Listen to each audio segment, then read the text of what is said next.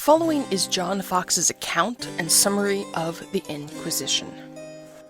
When the Reformed theology began to diffuse the gospel light throughout Europe, Pope Innocent III entertained great fear for the Romanist Church. He accordingly instituted a number of inquisitors, or persons who were to make inquiry after, apprehend, and punish heretics, as the reformers were called by the papist. At the head of these inquisitors was one Dominic, who had been canonized by the Pope. In order to render his authority the more respectable, Dominic and the other inquisitors spread themselves into various Roman Catholic countries, and treated the Protestants with the utmost severity. In process of time, the Pope, not finding these roving inquisitors so useful as he had imagined, resolved upon the establishment of fixed and regular courts of inquisition.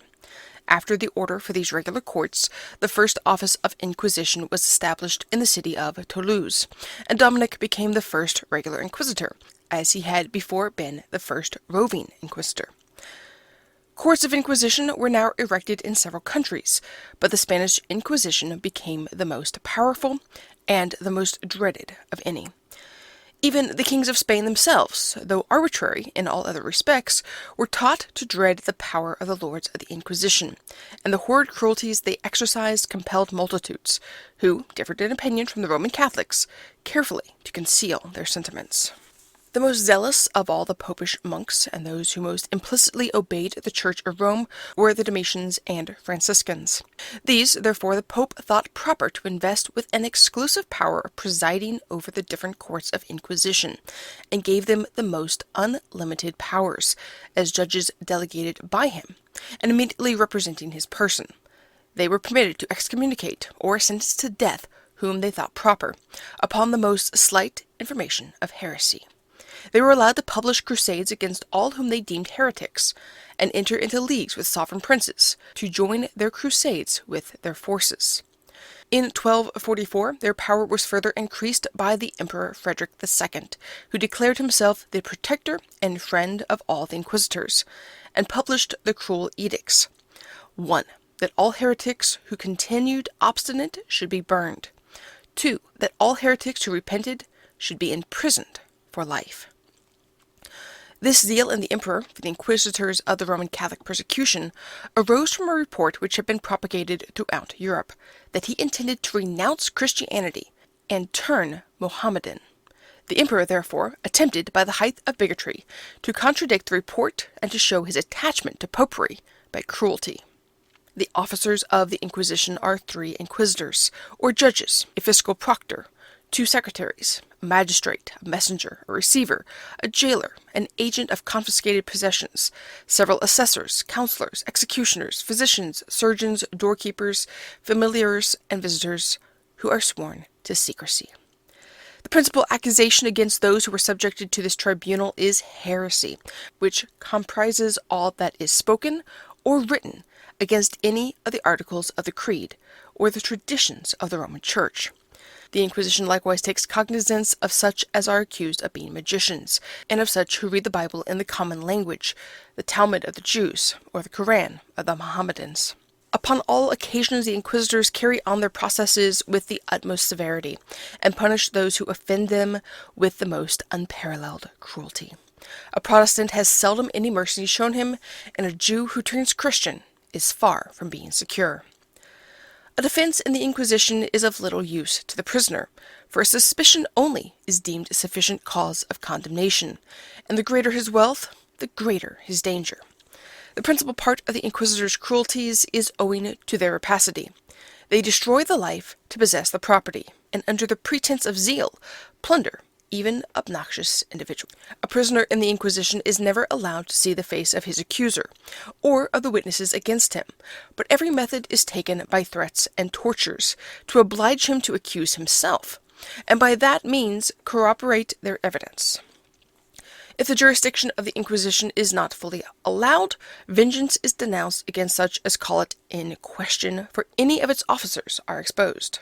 Those who oppose them are almost certain to be sufferers for the temerity. The maxim of the Inquisition being to strike terror and all those who are the subjects of its power into obedience. high birth, distinguished rank, great dignity, or eminent employments are no protection from its severities, and the lowest officers of the Inquisition can make the highest characters tremble. When the person impeached is condemned, he is either severely whipped, violently tortured, sent to the galleys, or sentenced to death, and in either case the effects are confiscated. After judgment, a procession is performed to the place of execution, which ceremony is called an auto de fe, or act of faith.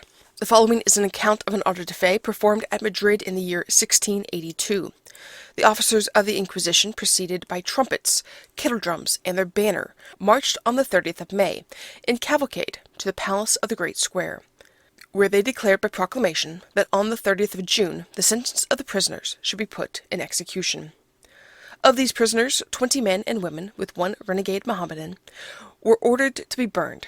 50 Jews and Jewesses, having never before been imprisoned, and repenting of their crimes, were sentenced to a long confinement and to wear a yellow cap. The whole court of Spain was present on this occasion.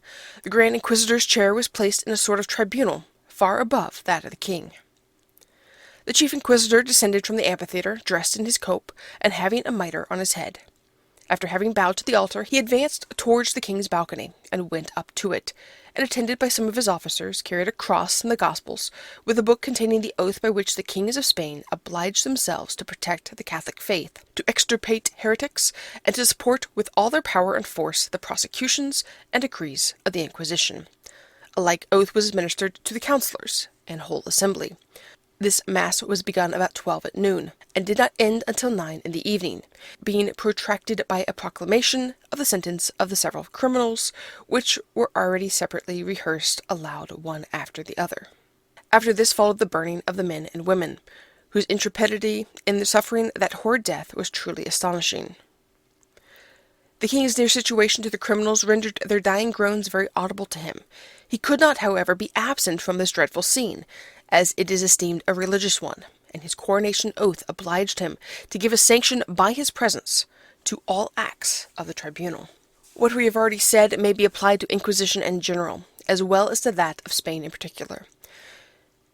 The Inquisition belonging to Portugal is exactly upon a similar plan to that of Spain, having been instituted much about the same time, and put under the same regulations.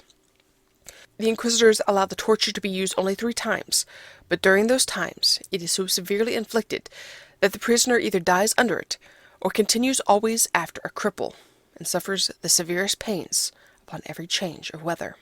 Of the multitudes who perished by the Inquisition throughout the world, no authentic record is now discoverable, but wherever popery had power, there was the tribunal. It had been planted even in the East, and the Portuguese Inquisition of Goa was, until within these few years, fed with many an agony.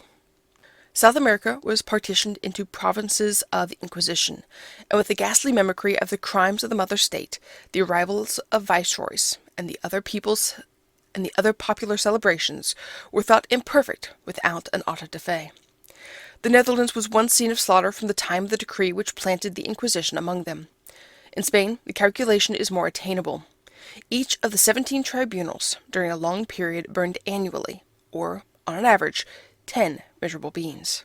We are to recollect this number was in a country where persecution had for ages abolished all religious differences, and where the difficulty was not to find the stake, but the offering. Yet even in Spain, thus gleaned of all heresy, the Inquisition could still swell its list of murders to 32,000. The numbers burned in effigy or condemned to penance, punishments generally equivalent to exile, confiscation, and taint of blood, to all ruin but the mere loss of worthless life, amounted to 309,000. But the people who perished in dungeons of torture, of confinement, of broken hearts, the millions of dependent lives made utterly helpless or hurried to the grave by the death of victims, are beyond all register, or recorded only before him who has sworn that he that leadeth into captivity shall go into captivity. He that killeth with the sword must be killed with the sword. Such was the Inquisition, declared by the Spirit of God to be at once the offspring and the image of the popedom. To feel the force of the parent, we must look to the time. In the 13th century, the popedom was at the summit of mortal dominion.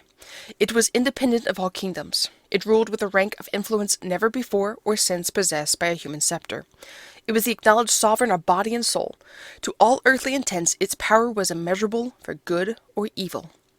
It might have spread literature, peace, freedom, and Christianity to the ends of Europe or the world. But its nature was hostile, its fuller triumph only disclosed its fuller evil. And to the shame of human reason, and the terror and suffering of human virtue, Rome, in the hour of consummate grandeur, teemed with the monstrous and horrid birth of the Inquisition.